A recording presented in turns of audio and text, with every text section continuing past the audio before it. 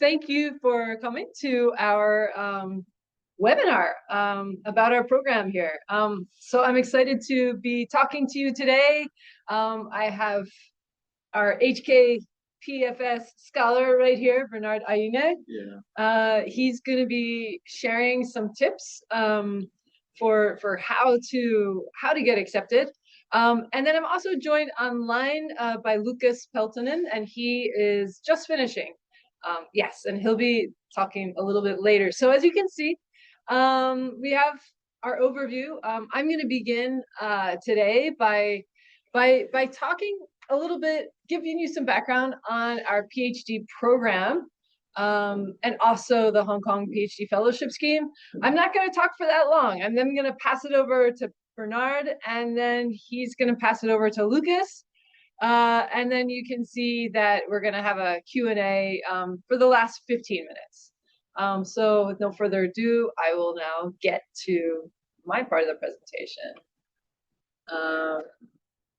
Yeah, so yeah, this is an overview of our department in particular. Let's begin. So about the department, so our mission is linguistic excellence in professional contexts. And we're a very interdisciplinary department. So we have linguists, we have people working in language education, and then communication. And these people are from around the world. Some say that we represent 17 different countries. It's possible we represent even 20 of them. We have to do a more recent count. In addition to some of these more classic categories, we're also looking into, all these things that generative AI is bringing in terms of the intersections between teaching and research. So we have 5 main teaching and research areas. And of course, we're looking at how generative AI influences and is influenced by all of these.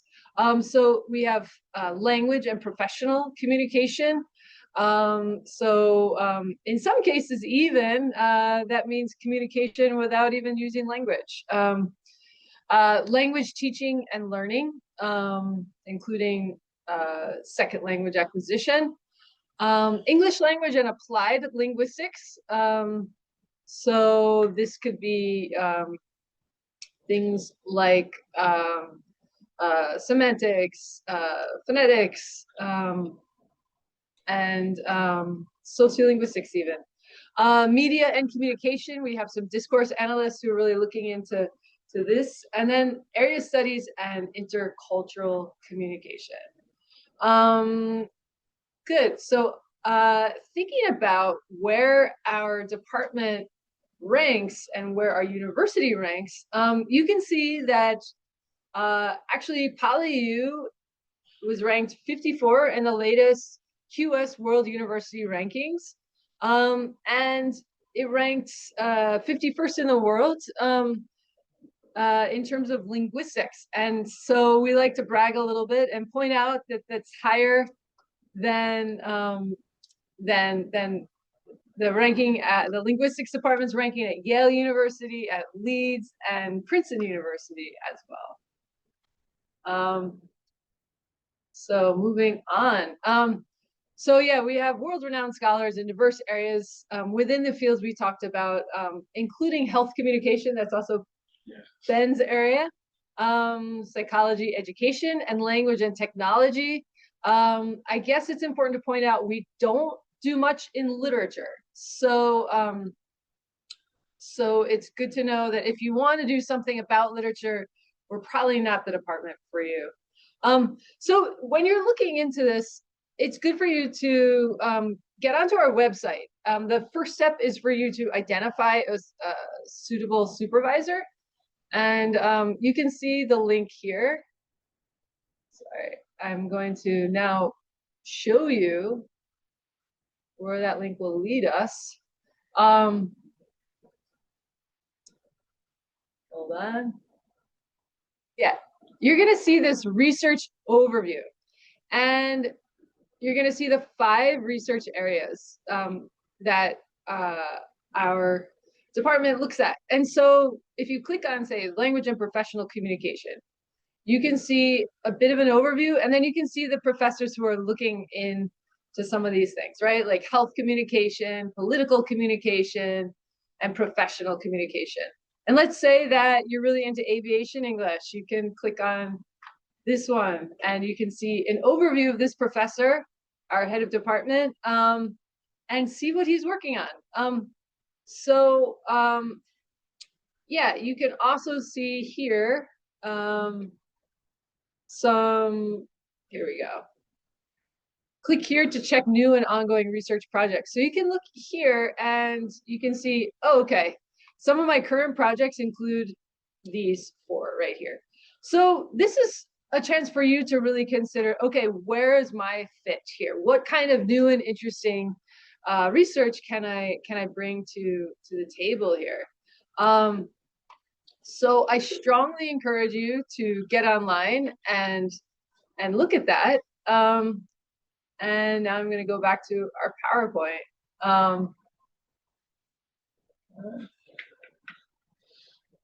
Yeah. So.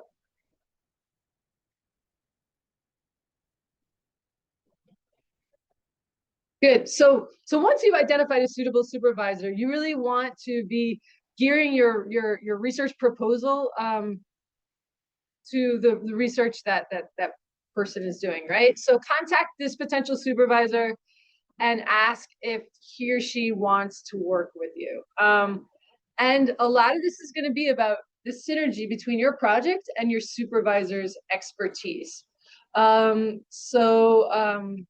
Yeah, we receive a lot of emails from a lot of students who are interested. So the ones that stand out are the ones that really show us through the research that they're citing, that they know our research, that they are thinking about the ways, the new, like innovative ways to bring it forward in their own cultural context.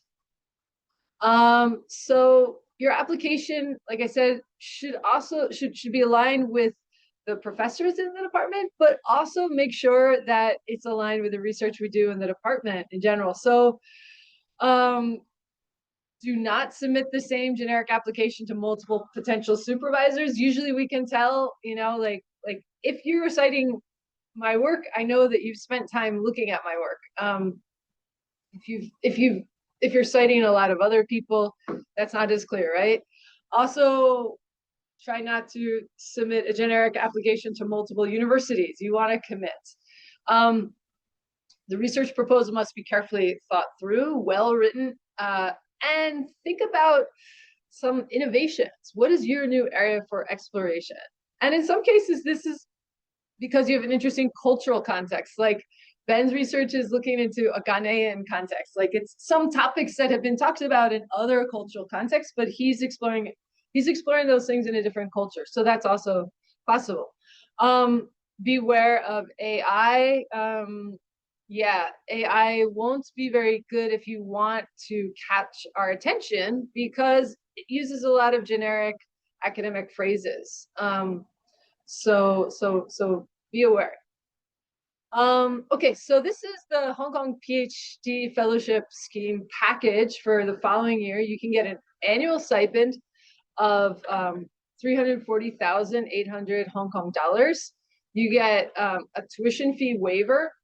You get an annual conference grant of 14,200 Hong Kong dollars.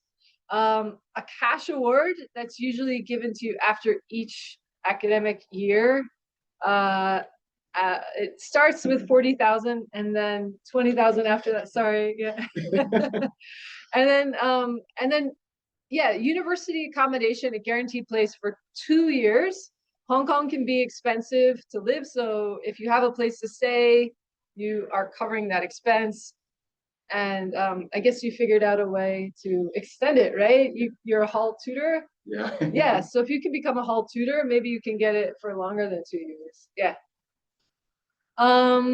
So academic qualifications. I say here a master, an MPhil or equivalent, because I really want to stress the research component, because you need to show that that you know how to conduct research, you know how to analyze it, you know how to write it up. You can also have an MA. It's extremely important that it say there somewhere, it uses the word thesis. It says that you have finished a thesis, and it's part of your successful completion of your MPhil program. We have people who have written theses, but they're not called theses, and then they can't get credit for their MA. That is still okay though, because you can do it with just a bachelor's degree from a recognized university. But we need to see evidence that you know how to write. So Ben didn't come with a master's, right? Yeah. But we know that he can write, and he's already published like a few papers already. Amazing. Yeah, we say a recognized university. It should be a leading university, and also demonstrated academic performance is also a criterion. So you need to have gotten high grades during your BA and MA programs. Also, a strong research proposal that is aligned with our research expertise. Yeah, that's gonna be what helps you to shine above everybody else. And a commitment from a supervisor who wants to work with you. There's also an English proficiency requirement. This applies to those people who did not go to an English medium of instruction university. If you went to an English EMI university, then you are exempt from this requirement. But if you did not, you need to get an IELTS score of at least 6.5. But of course, for the Department of English, we'd be happy if it's higher.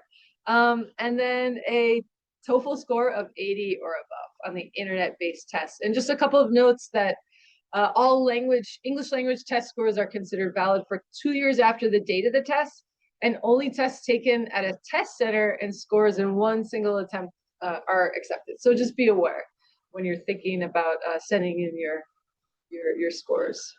In addition, you're going to see the application ask you about your leadership experience. So really think about this. How have you been a leader?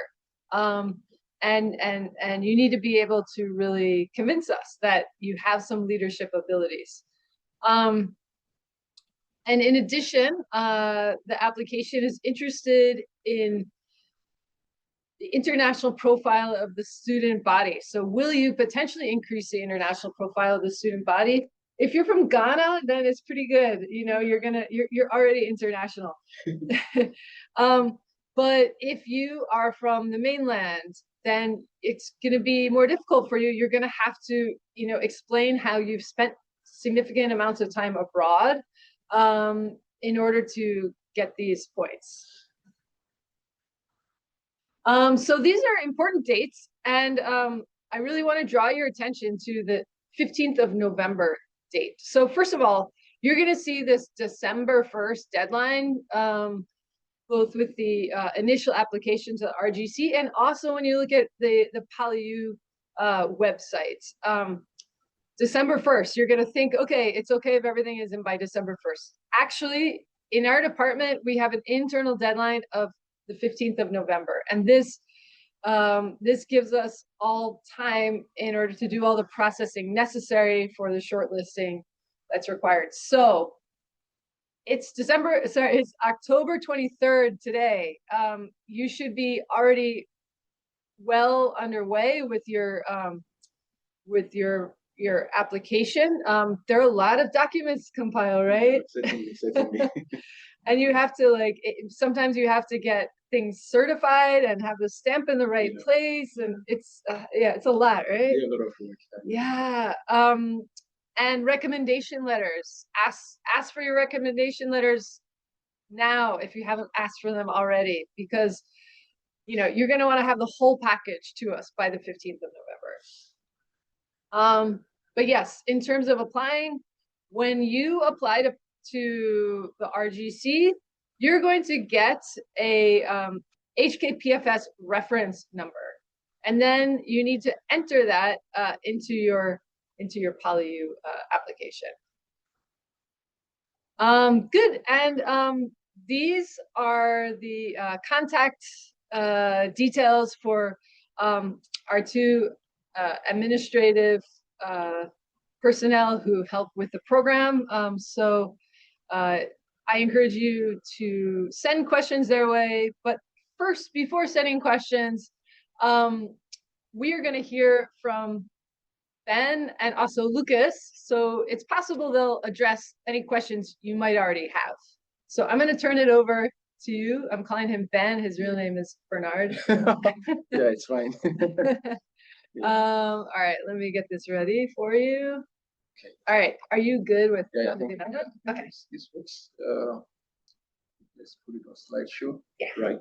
Yeah. So yes, so I'm happy to be here and to also be sharing my experience with you, and much happier because I have my supervisor here. Yeah. So my name is Bernard, and I'm a second-year PhD student at the department, and also an awardee of the HKPFS. So what I'm going to attempt to do is to also kind of like share my experience with you through the application process and how it is like learning in Hong Kong.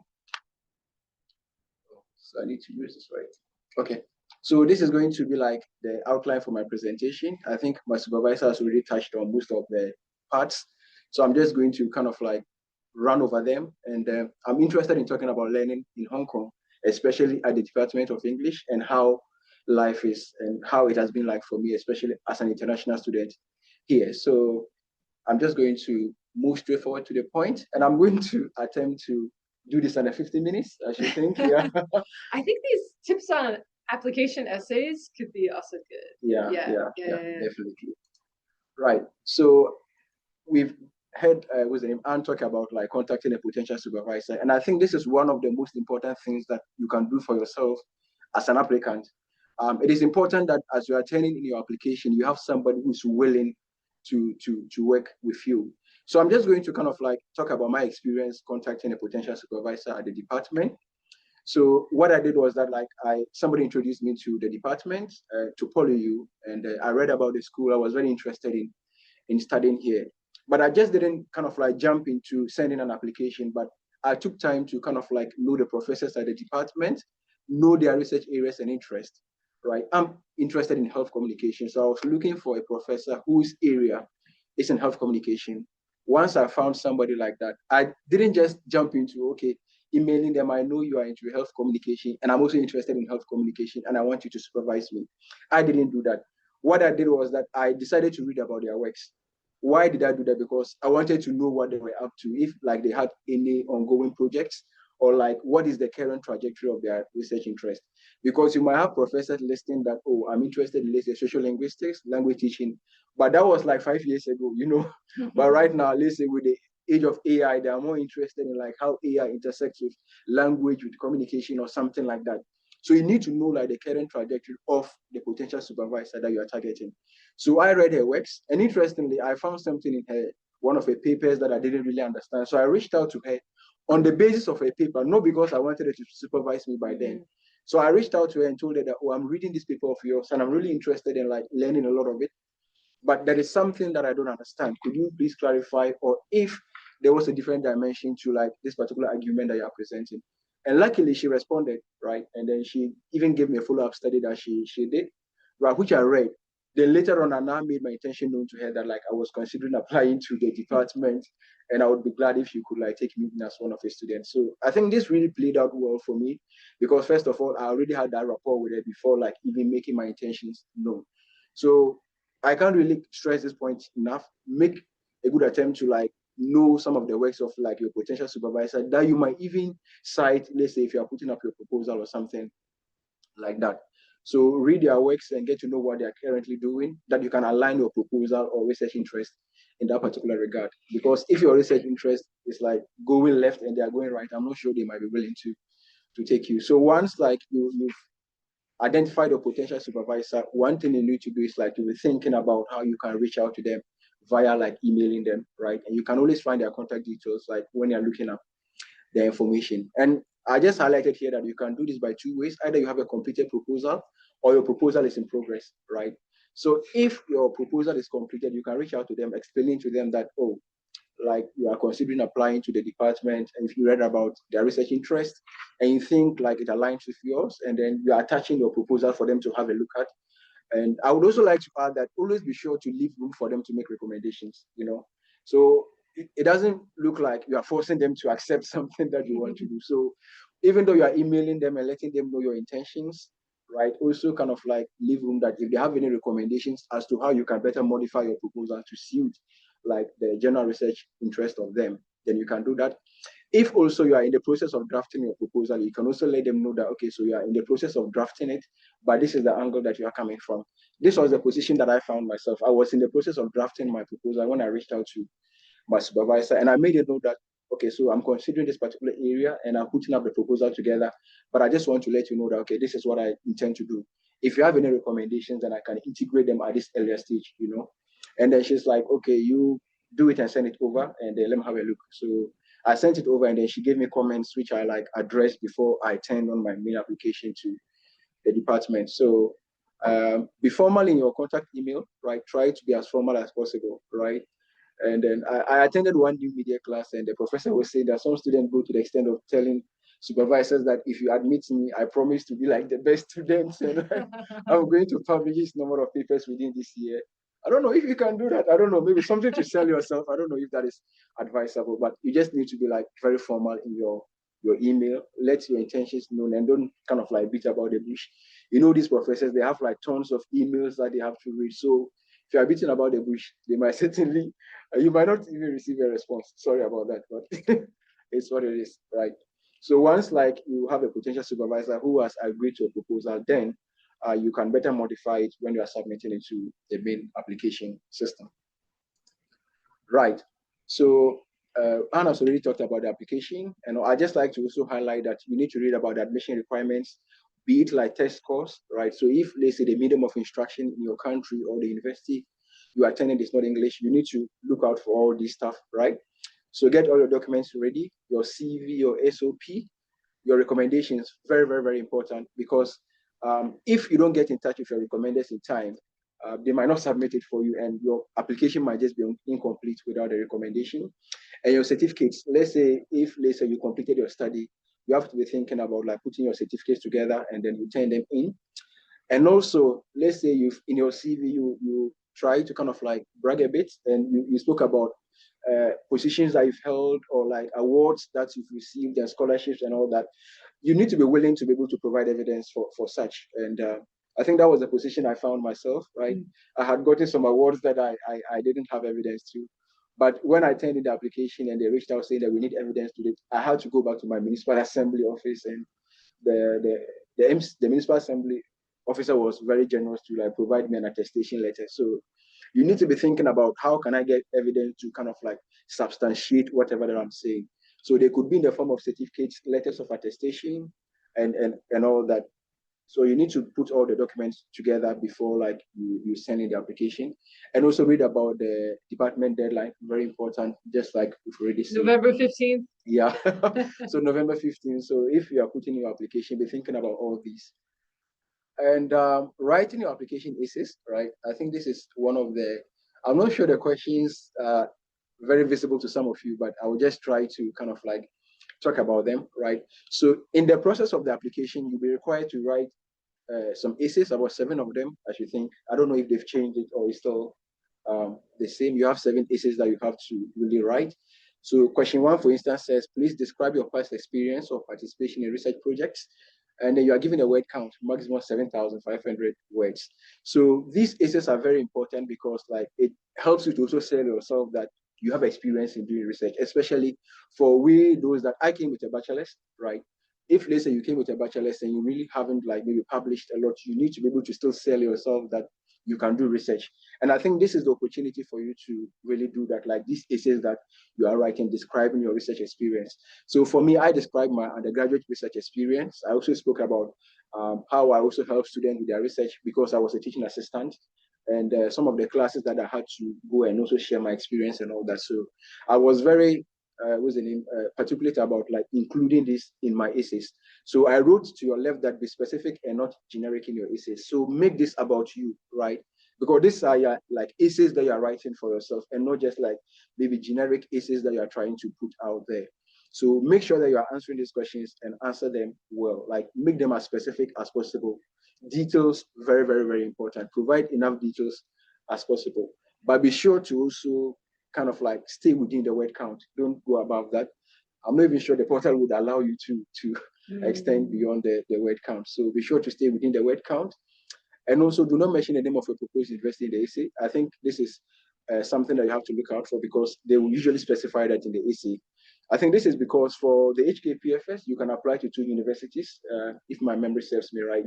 Right. So they usually indicate they shouldn't specify the name of the university you are applying to, so that they can work with that. So be sure to pay attention to this. Also avoid plagiarism. I'll just also add, avoid using AI to generate your essays, right? Interestingly, this is a language department, and I think a lot of research has gone into AI. So if you are writing with AI, it will be obvious. And yeah, certainly. So be sure that you are not using AI to kind of like just sit down there and say, oh, write an essay for me, for it to generate those kind of stuff for you. So write it, make it very personal, right? So for me, this is what I did when I was answering these questions. I kind of like answered them in Microsoft Word, looked at them carefully, kind of like used Grammarly to check for grammatical errors and all that before I later on copied them and like just pasted on the application portal. So I would definitely recommend this, because if you are typing on the application portal, you might not see the grammatical errors and all that. So you can certainly do that, like answer the questions in Word and later on transfer them to, let's say, the application portal, right? Okay. Okay. So now talking about like submitting your application to like the department. So use a correct reference number. Why am I saying a correct reference number? We've already been told that for the HKPFS, you need to apply to the RGC first, then you are given a unique reference number. And then when you're applying to the department or PolyU, you'll be asked to state this particular reference number. So if you end up putting the wrong reference number, you might just find yourself at the unfortunate side of the bridge, right? So make sure that you are providing the correct reference number. And also, yeah, we had a student who provided the wrong reference number, and then his application was disqualified or something. Yeah, and it's really unfortunate. He's a great student. Yeah, so these are just some of the mistakes that so it doesn't, so you don't hear from the department, not because your application wasn't great, but you just made a mistake, and like I know the department is certainly receiving lots of applications, so yeah, they are definitely streaming down, like cutting down like the numbers by all means possible. Right. Yeah, I think this is what the UGC does. So yeah. So beyond our control. Yeah. So also use the required document format. So if they're asking for, let's say, Word document format, be sure to provide that, or like, let's say PDFs, just like follow the guidelines as much as possible.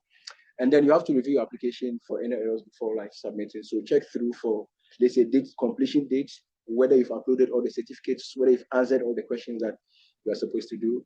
And I still have it here, pay attention to deadlines. I don't know why I keep saying pay attention to deadlines, but you have to know it's certainly important. Yeah, very, very important. So yeah, pay attention to deadlines. And right, so after the submission, what next? So keep an eye out on your mailbox for interview invitations or information requests. So let's say the department is reaching out for you to probably find more information about that, or even your potential supervisor also reaching out to get some clarification. So always be sure that you check your email from time to time, right? Because during the time I was applying, my supervisor like also reached out to me because she needed clarification on some stuff that I had stated in my CV and also like in my application.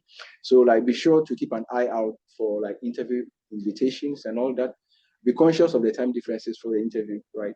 So I think the difference between Ghana and Hong Kong, I think about 8 hours or so.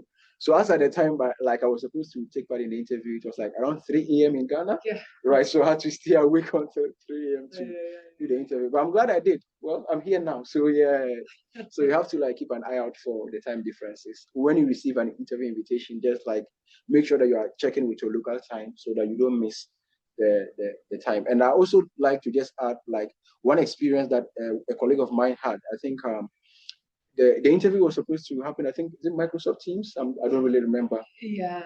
He had a problem really connecting, and they had to just call him via phone. Right? It wasn't a great experience because I was there in the room with him when he was doing the interview. Really? Yeah, because I could see that he was like stressed and all that. So make sure that like you are well prepared. The department will certainly specify how the interview is going to take place, and that you have the technology available to participate in the interview, right? And then, so now moving on to like some of the interesting stuff, right? So learning experience in Hong Kong. I've been here for like 2 years now, second year in PhD, right? And one thing I've come to know is that like the department is like very, very supportive. Both the administrative staff and the professors, they are very, very supportive. Like if you have like any question or like maybe you're not really understanding a particular concept and you reach out to them, they're always willing to support you, right?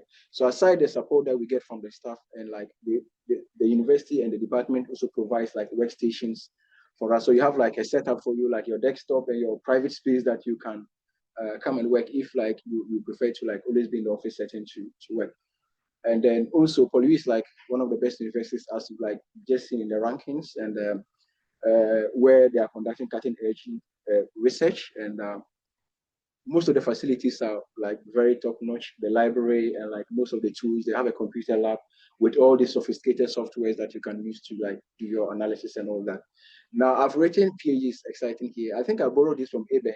Eben is like in third year, right? Eben is in third year PhD, probably wrapping up. Life is exciting. I just took this from him. Like it's really been like a great experience, like learning here and like the whole PhD journey is like very interesting and revealing. We are being introduced to this new technology. And like you've also seen Anne talk about like research on AI. We are always following these new trends, like things that are coming, like trying to catch up with the world. You know, so it's definitely exciting. Like you are being introduced to new stuff that you might never really think about. And we've hosted some big conferences that you've been a part of. So yeah, I meant to put that in my part, but yeah. So certainly, like I think for one of the conferences, I think the ALAP conference, I was there and I really learned a lot of stuff. I also got the opportunity to kind of like connect with other students from different universities, right? So definitely a lot of like opportunities here for you and state-of-the-art library, access to journals, scientific publications, funds for research. So there's funds for conference, funds for data collection, and other stuff like, you know, so definitely all the support that you can need. Yeah, so in addition to the funding that you see for HKPFS, you also get what's called associated money, and that's used for research and like conference trips and stuff. Yeah, and data collection as well. I went for data collection during the summer, and this was part of the funds that supported me. You know? Yeah, and then I also like to also highlight the aspect of like peer support. I put that in red because it is very important. Sometimes your supervisor might not be able to understand like the challenges that you face like as a student, but your peers definitely understand, right? And we have like this very supportive community, especially like at our office, like lots of support. And one thing that I'm really seeing like emerging is like this collaborative spirit within like the research postgraduate students and like these students coming together to produce papers and like support each other. Yeah, recently, let me just also boost a bit. You know, I published a very good paper with one of the colleagues at the department. Not only me, but there are also other students collaborating and coming up with these interesting studies and all that. Aside the academic, we also have like the social aspect of it. When I was preparing my slides, Victor and then Lisa, who are like the new RPG students, said, "Oh, Ben, we are here to support you." And I think they're also online listening, right? So like a very supportive environment that you can definitely find here. So yeah, all the support that you can need. And then life in Hong Kong. I think I will not touch so much on this because Lucas would be going detail in terms of this. But one thing I like to highlight is that Hong Kong is like an ethnically diverse and cosmopolitan environment. What do I mean? Like you have these different cultures and like you can always find your place, right? So you don't feel lost and feel like, okay, you are the only one, right? There are all these like communities that you can like feel a part of, right?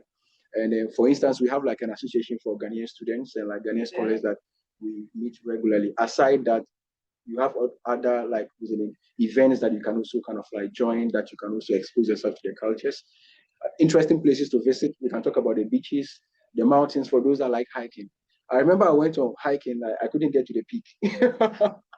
I had to stop midway and come down. Yes, but just the fun part. Too many video games. Yeah, video games as well, right? So lots of interesting places. And then in terms of security wise, Hong Kong is like quite a very secure environment that you can find yourself. Nice dishes and cuisines, right? Very interesting. Now I just put like so these two pictures to I think my right? Yes. To my right, you can see me there like holding a balloon and just like being excited because we have this program for like graduate students. More of this like usually happening like during the course of the year, like opportunities for you to integrate and like network with other graduate students and all that. So aside the support that you get from the peers, the university also provides like platforms for you to network. Also the department too, we also have like some of these events coming up, and the graduate body, we're also just thinking of events that we can all engage in. And then this is Victor down there, like also happy and like playing games and all that. Right. So like you have like all these resources that you can get. So I'll definitely be excited to have you all join PolyU, right? To meet and all that. Yes. So I think yeah, I would end here, right? And yeah, thank you all for listening. Yeah, with some 2 minutes. Yeah. Yeah, thank Yeah. you. Thank you. All right, let us go to Lucas. Let me find you, Lucas. So Lucas. Yeah. Yeah, hi. Let me just try to share here. Yeah. So can you see the slide and can you hear me? Yes. All right. So thank you everyone who's here and welcome. And we do see your questions in the chat, so we will get to them as best we can. So I wanted to talk to you as a PhD student who's about to finish. My thesis is out for examination right now, so I'm sort of counting the last pieces of it. So I wanted to give you some perspective on what I know now that I wish I knew before. So I want to talk to you about 3 strands of learning in the PhD process. So the first question I would ask yourself is, why do you want to do a PhD? I think that's the most important question you can ask. I remember my very first PhD interview, I had all my technical knowledge and my methodology and my citations memorized, and I spoke to a potential supervisor and I was asked this question and I wasn't quite ready to answer.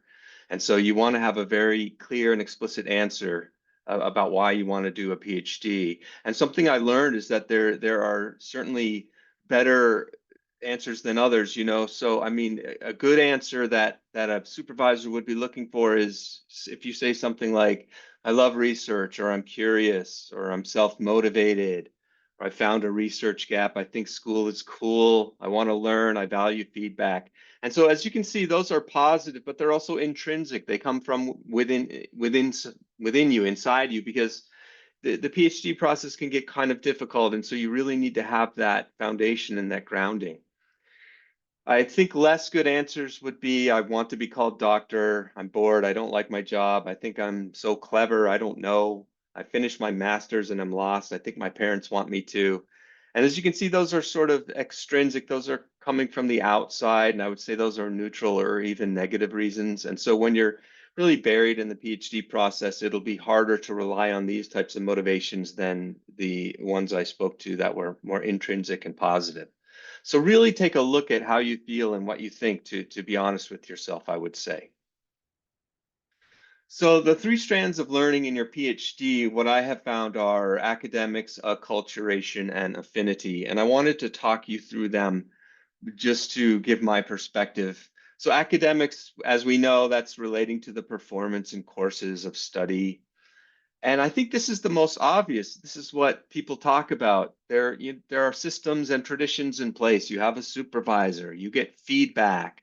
There's the confirmation, which is about your halfway point where you present about half of your thesis and get feedback, and everyone makes sure that your research is headed in the right direction. We have peer reviews for our journal articles, so we're constantly getting feedback and improving, and we have assessments. So we all know about this. I would say there are some questions you can ask yourself when you're applying. You know, what will I study? Who can be my supervisor? What program can I attend? What classes do I have to take? How do I do good research and write a strong thesis? Does the faculty align with my interests? And I think these are quantitative questions. I think these are pretty accessible. You can go into the website or you can speak to a few supervisors and be able to answer these questions. But then we get to the trickier part. So there's what I'm calling acculturation, and that's assimilation to a different culture, and that's joining the culture of academia. And no one told me about this, and I didn't know to ask. And it's not quantifiable. It's fluid. It's harder to define, and it's sort of asking yourself, how do I fit into the academic environment? And this includes, how do you interact with professors? How do you handle the resource staff like librarians or IT? How do you interact with administrators? How do you behave in class or in the office? And so what I'm trying to tell you is you're not just learning research, you're learning how to function in the entire environment. And I found it to be a lot trickier and a lot more complicated and fluid. So as you're applying, you might want to ask yourself these questions, and these are much more subjective than the academic questions. It's what kind of supervisor do I want? Do I like my potential supervisor? Do they like me or do they respect me? What's the culture of the school, of the department? How do I think I can adjust to the rigors and the joys of an academic environment? And do the answers to any of the above change the way I need to approach my application process? Because these sort of more human and, we can say, cultural issues are really going to impact you. And so if you can begin to address them now, I think it'll be helpful to you. And then there's affinity, and we can define that as a natural liking for an understanding of someone or something. So I did not anticipate the importance of this, even though it seems obvious. And you're far away from home and your friends and your family, and suddenly you find yourself in Hong Kong. And so what do you need to set yourself up for being productive and also being happy and stable? And so I would encourage you, as you consider applying, to ask yourself, can I be far away from home for a long time? Is that even a reasonable thing to anticipate? And how should I personally adjust to life in Hong Kong? Who will be my support network? How do I build relationships in Hong Kong, the PolyU, and in the department? And these are very personal questions, and there'll be different answers for each of us. The way Vern just explained it, maybe some people like to go hiking and join groups, and other people have different ways of going about it. But you really do need to have a strategy for making yourself happy and settled in Hong Kong if it's far away from your home. So now I've given you a background. I've given you these sort of three strands of learning in the PhD process. So I do want to give you a little bit of advice. We can define that as guidance or recommendations for prudent future action. Yeah, so we have the academics, we have the acculturation, we have the affinity, and so sort of advice addressing all three. So for academics, I'd say find a niche that you are passionate about and identify a research gap that you can spend the next 3 or 4 years investigating, or perhaps the rest of your career. So when things get difficult and you have heavy workloads, it's the passion that will carry you through. So find what that is. And then find an environment with like-minded people who you feel comfortable with, and learn how to join the culture of that environment with intentionality, flexibility, and reflection. And what I mean by that is you need to consciously work on acculturating to that environment. It doesn't, in my experience, it doesn't just happen, it takes effort. And for me, with like-minded people, my research focuses on professional communication. So as we saw, that's one of the main focuses of this department. And so I immediately fell into a group of academics who have similar outlooks. And for affinity, know yourself, know what you need in terms of those things as soon as you can. Because like for me, I had some difficulties in my personal life and I really needed support. And luckily I had built some networks and I got support from both the faculty and my classmates. And I would have not anticipated how incredibly important that is, but I do think you should think about it and know yourself and know what you need.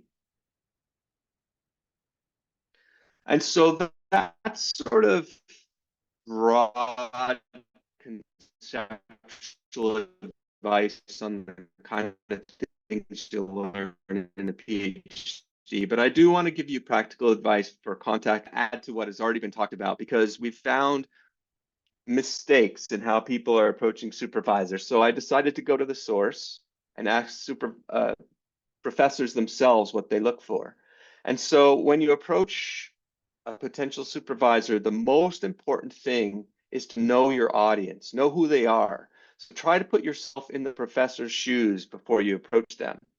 You're sending an email to a busy professor. They're probably receiving dozens of similar emails every day. get emails from students in their classes. They're facing deadlines for research articles and grant proposals. And so what do they want to see? We need to think about what they want. So I asked 3 professors, and this is what they said. So in terms of informational needs, Professor 1 said, I'd like to know first and foremost students' GPA and from which university he or she graduated. And I'd like to know why they want to work with me.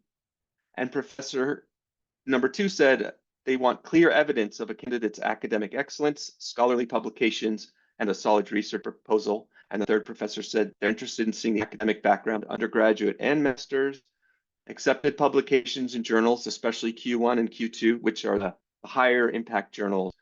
And then they want to know about the topic and general idea of the proposed research. So at a baseline, they want to know this information. But then I asked them their motivational needs. Like what would make them interested or excited about working with a potential supervisee? The first professor said, I'd like to see a proposal that's closely aligned with to work with me.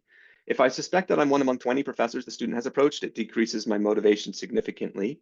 I'd also like to see a project that is not just a replicate study of somebody else's research, but has new and interesting ideas. And the second professor said, it's difficult to articulate what may grab my interest, but I can tell you what puts me off immediately. And that's a prospective applicant being insincere and trying to bluff me. I can easily tell whether someone has really read and understood my work. And the third said, many potential students write to me about research topics that are not particularly aligned with my research expertise. So it looks like the applicant hasn't done his or her homework.